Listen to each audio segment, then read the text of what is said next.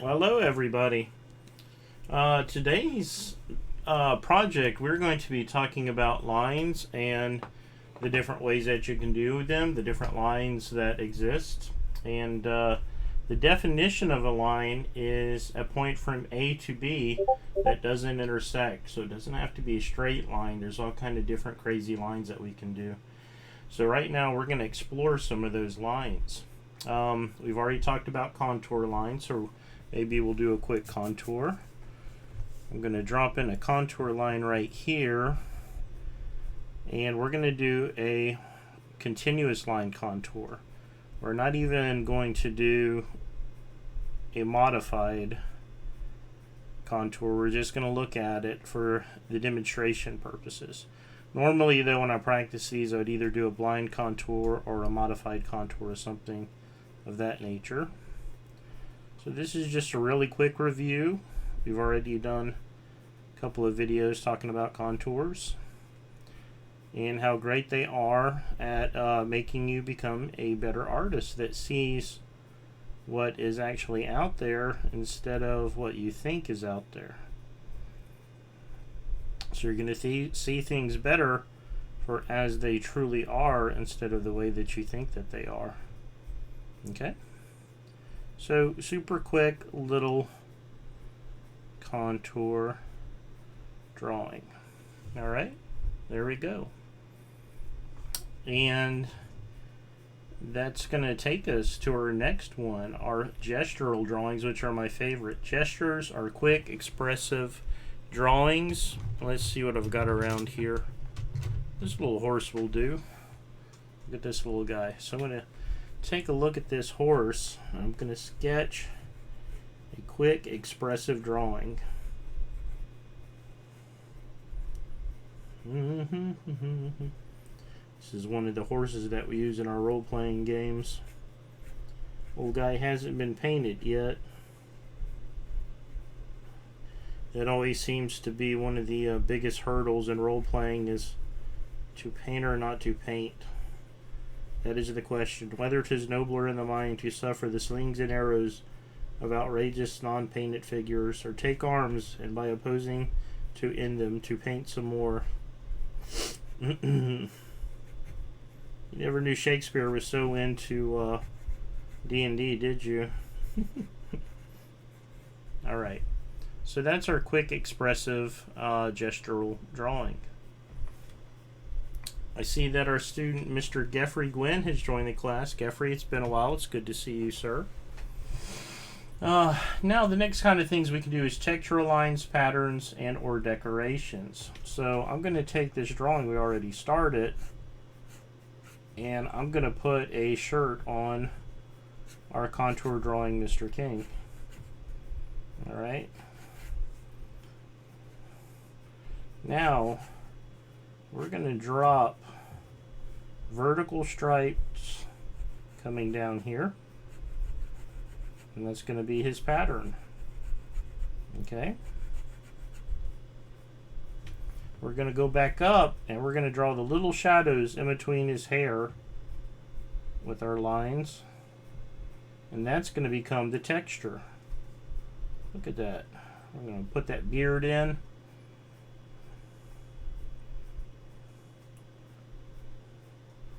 Texture. Now, the next thing is going to be separation of lines.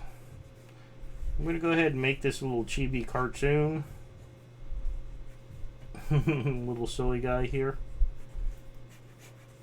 I'm going to make myself shorter and rounder so that we can show you separation of lines.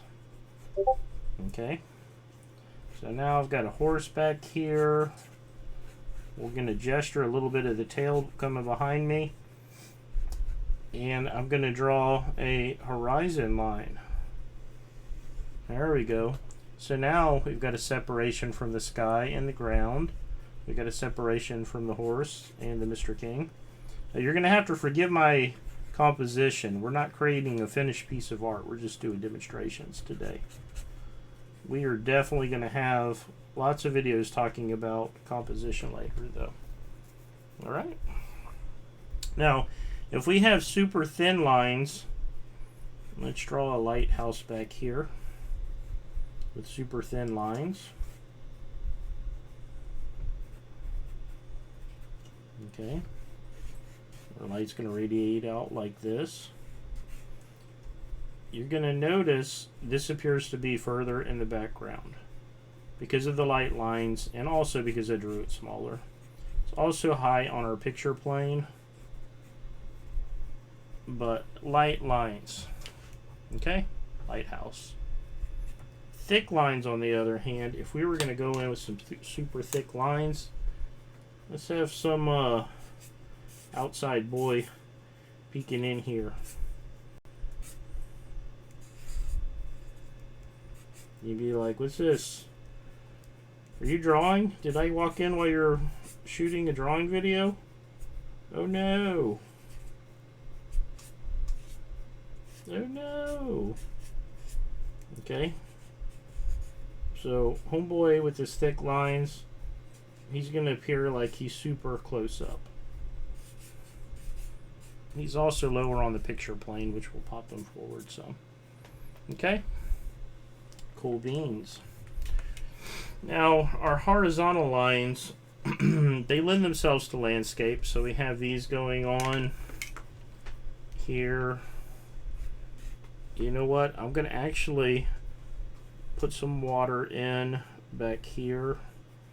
So that lighthouse is going to be on its own little island. Some cheesy little waves all along here. Some clouds. So, landscape. It also shows movement when you drop something in horizontally.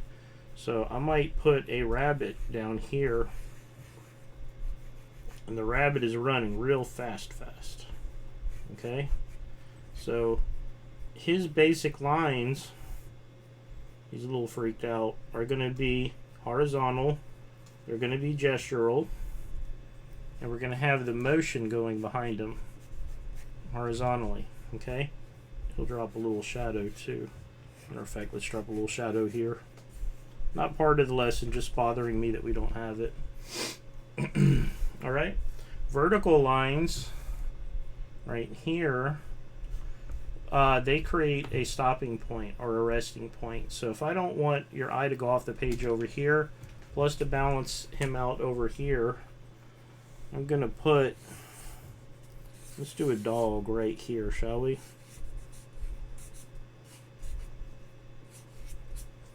So the dog's hanging out. He's going to have the droopy eyes.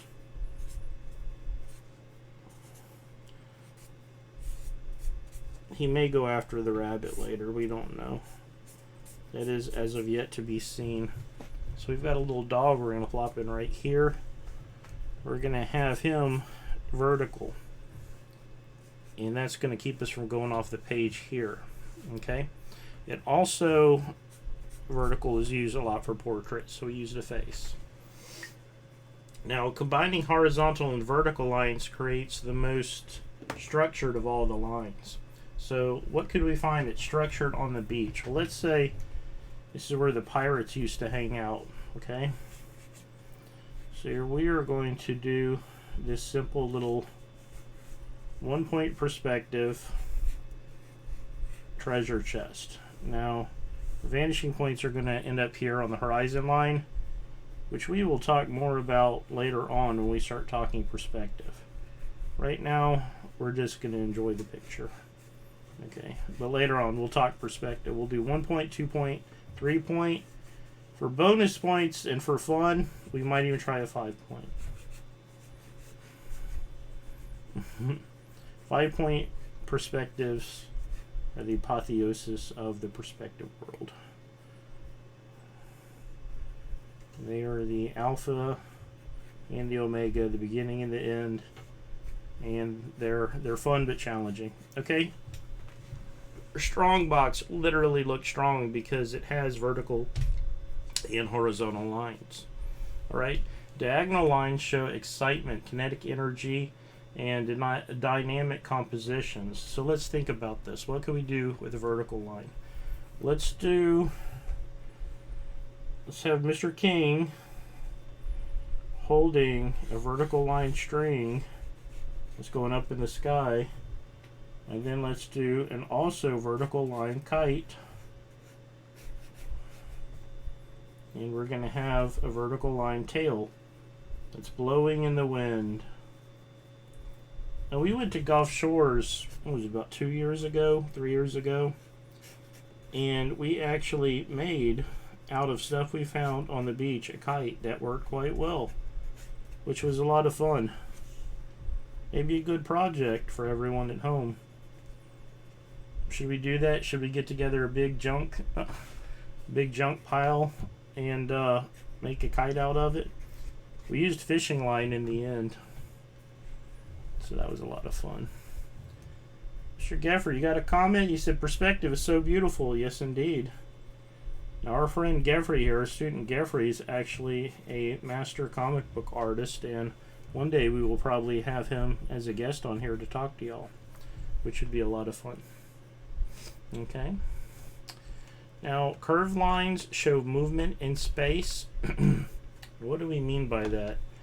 Let's say someone's jumping out, but when we have them jumping out, let's curve their lines and see what happens, okay?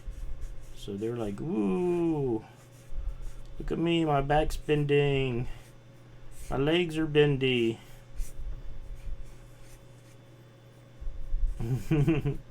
I'm flying through the air. Believe it or not, I'm walking on air. I never thought I could be so free.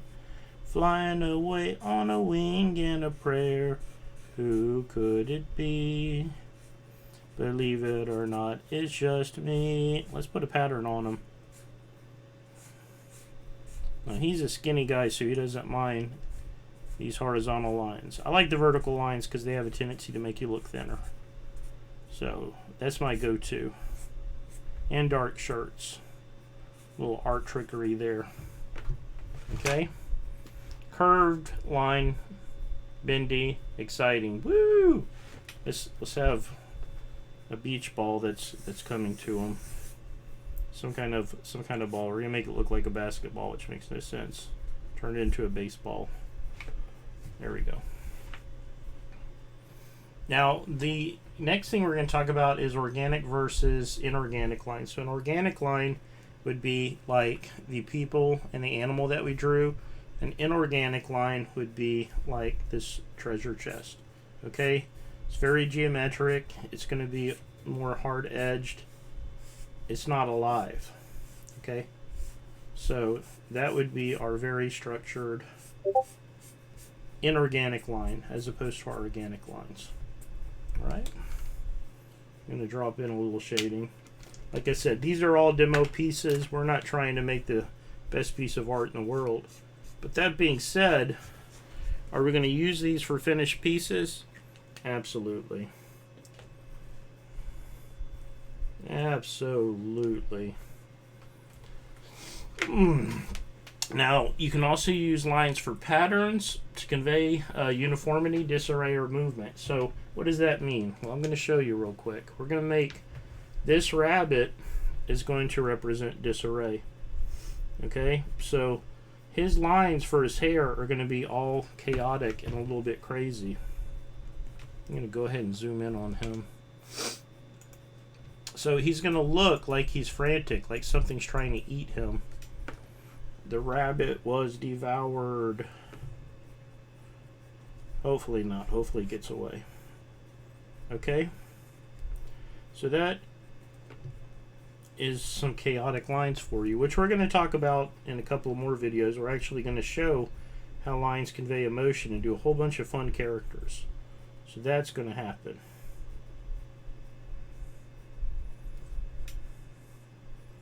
Alright. So, disarray. Now, you may say, okay, well, we got our zigzag lines, we got our confusing, chaotic lines. What about our last kind of line we're going to talk about? It's implied line. Implied lines are challenging, okay? So what we're going to do with this one, we're going to back out just a little bit.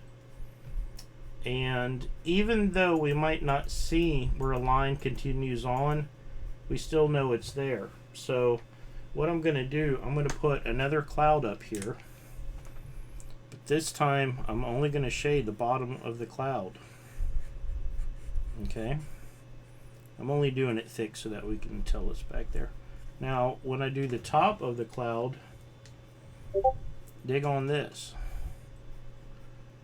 Okay, these lines are separated, but we know it's the top of the cloud because we understand how clouds work. So we might go back in, continue with another cloud behind it. Alright, more lines that come back in space. And then we're going to put a bunch of these little boogers back here.